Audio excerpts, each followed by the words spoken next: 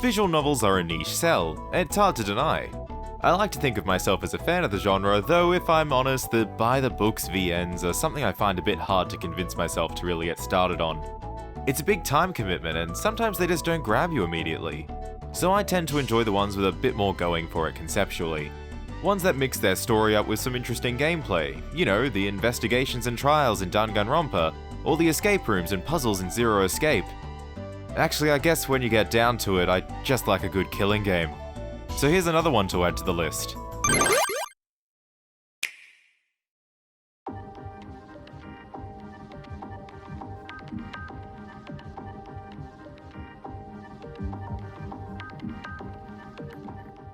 Now before we get started, we should lay out how we're going to say the name of the game. According to the katakana, it should be pronounced Gnosia. But considering the word's linguistic origins, I'm going to pronounce it without the G and just say nausea. Online discourse seems to be a bit all over the place with how they pronounce it, but I believe that this is probably the closest to how it's meant to sound, all things considered. Anyway, Gnosia is developed by the Japanese indie development team Petit Depotto. Another game they had previously made was Unholy Heights, which was a pleasant surprise to note, as I have fond memories of that game from back in the day. Though of course, this is an entirely different affair. Neat track record to know though. It was originally released on the Vita in 2019, then got ported to the Switch and PC, and has only just recently this last month come out on everything else modern console-wise.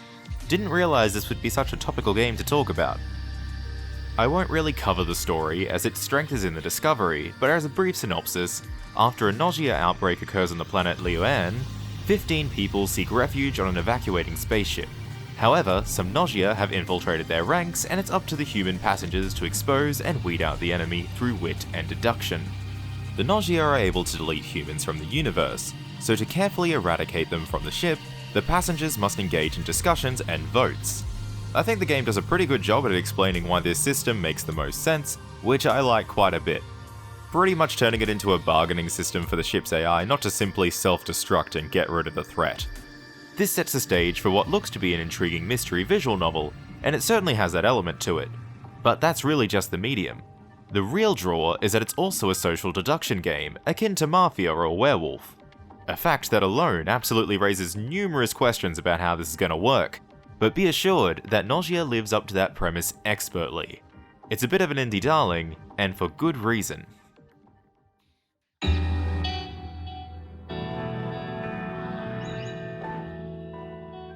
To sum it up, there are two main teams amongst the players, the humans and the nausea.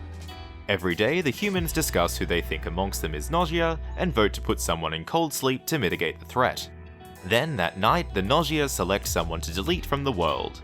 This process repeats until either there are no more nausea, a win for the humans, or the number of nausea outnumbers the humans, a win for the nausea. What are nausea? Simple answer is the bad guys. But for a more proper explanation, you'll have to play to find out, as it's rather complicated. But of course, sometimes they're the good guys. You see, before each game, you choose whether you're human or nausea, and even the number of each. So your goal actually changes each time you play. But that's not all that you can choose. Depending on the game settings, there are other roles to mix things up as well.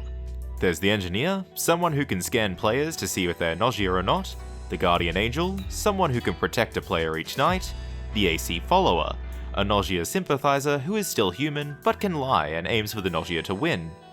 The doctor, someone who can scan the player that was frozen the previous night to see if they were nausea or not. Guard duty, two players who stayed on the ship and know each other to be human. And finally, the bug, a paradox player on neither team who destroys the universe if they make it to the end alive. All these roles really change up the strategy of any given game, with layers upon layers of deduction to be had. I never really appreciated just how much information can be had in these types of games using the roles, and the characters are pretty good at talking you through these possibilities. The cast is quite the eclectic group, helped in no small part by the really bold and colourful art style. We have Setsu, Rakio, Gina, Yuriko, Xiaoming, SQ, Shigemichi, Comet, Otome, Kakrushka, Remnan, Chippy, Stella, and Jonas. A hefty cast indeed, and throughout the game you will definitely pick your favourites and your least favourites. But I very much appreciate even the characters I don't like, as each one builds up the unique and weird sci-fi world in their own way. Truly, I couldn't imagine this game without any of them. Giving them a bit more kick, depending on the colour you pick to represent you at the character selection screen, they all have different initial opinions of you. On both my playthroughs I was lime green, and unsurprisingly, that means Chippy and Shigamichi have higher affinity going my way, which does make me wonder if I like those two because of who they are, or just because we got along.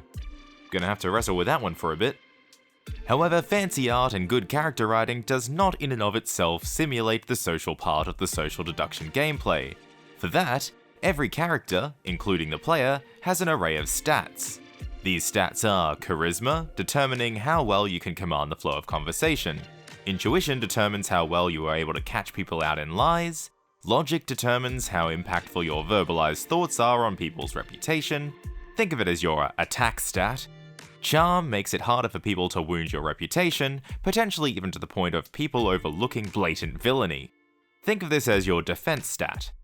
Performance determines your ability to lie, as well as dabbling a bit in attacking like with logic. Stealth makes it easier for you to avoid getting killed overnight by Gnosia, and helps you stay under the radar in discussions. Man, there's a lot of lists and explanation in this game. These stats are not static either, as both you and the other characters are capable of leveling them up under the right circumstances. These are the fundamental parts that make up every character though, so it's important to try and figure out what everyone is good and bad at, or just look at their stats screens to get a good idea of it. An easy case of this, and one that's taught to you by the game, is Comet's high intuition. She's incredible at spotting people's lies, so if for instance, two people claim to be the engineer, and suddenly Comet starts accusing someone, it's not a bad idea to follow her lead and assume that person is lying, so she can be quite handy to keep around. If you're Gnosia, however, she has high potential to be a real thorn in your side if you plan on making any big false claims. She might not make the biggest splash immediately, but even if she doesn't sway the crowd, she'll be there, staring, pointing her finger at you, being a threat until she's iced or killed, and even then, her staunch voting record against you will remain, and people will keep it in mind should the facts start lining up. But of course, sometimes she doesn't notice stuff, or she just gets dunked on for having low stealth in round 1. You really just don't know. It's what makes it so interesting to me. Every character will follow their own train of logic, and that can both be a great asset or hindrance depending on the situation. Remnant rarely speaks up, so if he does, he could very well be Gnosia. Shigamichi has a crush on Stella, but is casting doubt on her, so maybe he's caught her lying. The characters really play to their personalities, and if you're observant enough, you can make some good informed guesses of where everyone stands. Truly, the more you dig into it, the more it feels like you're playing Mafia with a bunch of friends. But of course, just like in real life, just because you know what people are like, it doesn't mean you won't get completely blindsided. It's a fluid and oddly realistic cast of characters to play with, but that doesn't mean they don't have just as much potential to be a blind lynching mob as anyone else, of course. Gotta love day one, baby! While your goal in each loop changes in the smaller sense of things, the real goal of the game is to fill out data entries called notes on each character's profiles. These are oftentimes information about their past or indications of their personalities. In order to do so, you have to mess around with the setup of each game to try and provide the ideal situations for the various passengers to open up to you. For instance, if Kukushka and Renman are the guard duty, a special event will trigger. Or you might witness a love confession from one character to another and you have to keep them both alive till the end to unlock that bit of information. If it all sounds a bit arbitrary, you'd be right. There's really no way to know what kind of situation you're wanting, so there's a handy feature called the event search that will give you the ideal conditions to encounter an event of some kind that you haven't seen yet. Not all of them add to story progression, however, and you'll very likely still have no idea who needs to survive or what you're aiming to do. Chances are the required characters will be iced or killed before you even reach it if you're not careful. So trying to actually get to the end of the story can be a little frustrating, especially once you get to the 100 loop mark and you just want the game to be over. It's probably the biggest beef one has with the game, though it's a beef that arguably works quite well immersion-wise. So let's go on an example run to show you the game at work. I'll run you through my thought process a bit as we go too. We'll have all the roles turned on with a maximum amount of crew members and 3 Gnosia to make it extra full of spice. Day 1. As a crew member, I want to get as much information on the table as I can, so I spend the majority of the day asking people to step up for their roles. So to start, Comet and Kukrushka stand forward as guard duty, confirming they are human. Jonas and Xiaoming both claim to be the engineer of the ship. Then we have Stella and Remnan step up as contenders for the role of the Doctor. I'd like to point out that this is the very moment the game has already been decided. But nobody knows that yet. So with the stage set, we've got a lot of people to keep an eye on. I decide to just sit back and see what the group is thinking. Oh. Well, that's on me for taking charge of the whole conversation at the beginning, I guess. Thankfully, some people do jump to my defense, so it's nice to know I'm on the good side of Chippy and Comet at least. In the end, though, with some votes thrown randomly, or not so randomly, across the room,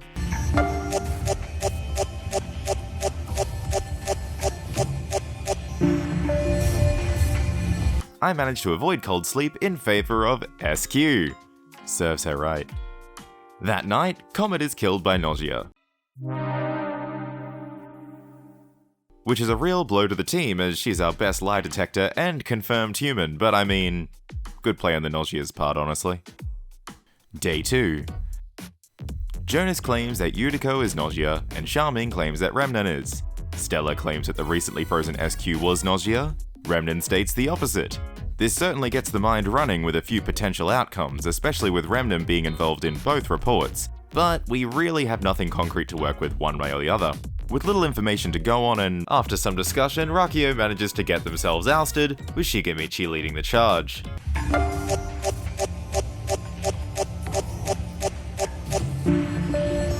And then he gets killed.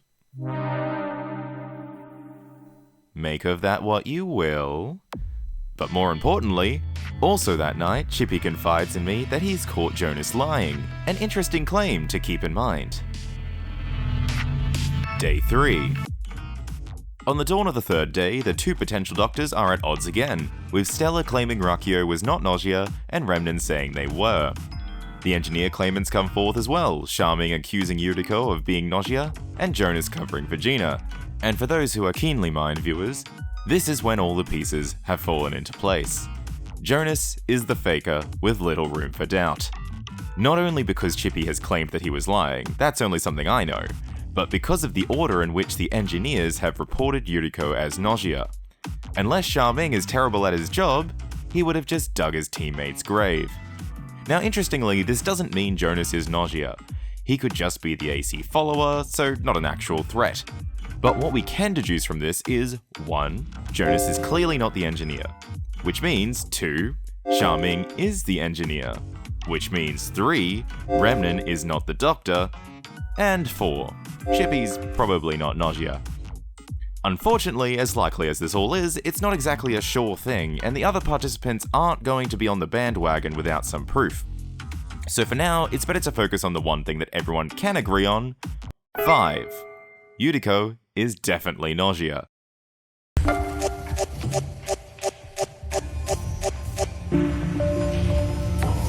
And yet despite the basic certainty of this, she manages to deflect some of the accusations and the votes end up pretty scattered. A case in point of Yuriko being a very dangerous foe to have. But she still sleeps. And that night Gina is killed.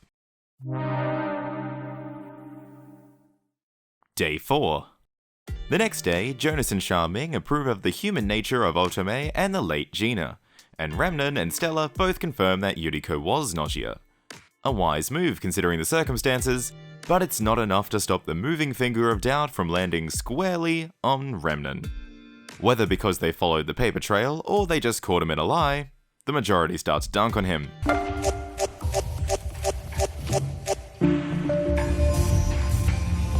And as simple as that, he's revealed to have been the final Gnosia. A near perfect run. But quickly, I start to notice the game hasn't said that it's going to display the results screen, and dread seeps in as I realize I completely forgot that the bug existed. It turns out that Otome was the bug and totally made it to the end, unscathed, undoubted, and unhindered in her goal to destroy the universe. But in a sheer bout of luck, Otome admits to her role, laments to her position, and in a bid to save everyone, ices herself instead of destroying the universe. Thus, I got saved by encountering a special event and we got to win despite our folly in not accounting for the bug. Now, it does raise some questions if I had much input here. I figured stuff out, but no faster than most of the others. And would I have even thought about it as closely if Chippy didn't share what he'd figured out with me first? I don't know, it's hard to tell. Actually wait, no it isn't. We actually have a tool for this.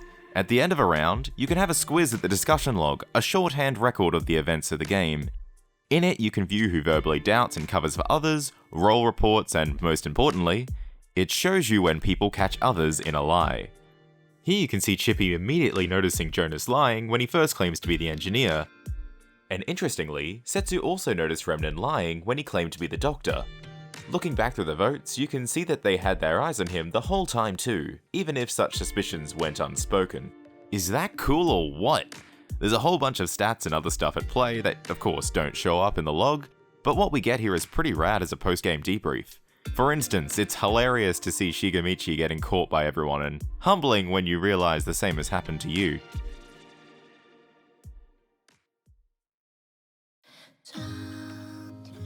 This was just a simple example match from early on in the game's story, so things still felt pretty tame compared to all the moving parts that get added as characters level up. But I hope it gets across the general gist of how it all works in practice. If you theoretically wanted to play it in Japanese, it would be a lot more accessible than many other visual novels for sure. Since most of the dialogue and script is in the discussion portion of the game, you could theoretically get a lot out of the repetition, specifically for like sight reading and stuff, I'm thinking. However, this isn't a great place for beginners. There's no furigana over the kanji, the language used is rather specific, and the font is stylized in a way that might be frustrating for those who don't have hiragana baked into their brains. But hey, it's not like there's any reason to forego the English other than for personal practice. Gnosia is a unique experience, and it does certainly have the potential to overstay its welcome. And yet, I find myself coming back to it for a round or two sometimes. I've played a lot of Mafia in my time, and while I do enjoy dabbling in it with friends, I'd be lying if I didn't say that this was the way I like to play it best. The developers did a bang-up job at creating a cast and system that brings the game to its peak, without trivializing it by being a simulation. The story is enjoyable enough to keep the intrigue going. I think it will stay downloaded on my Switch for a long time yet.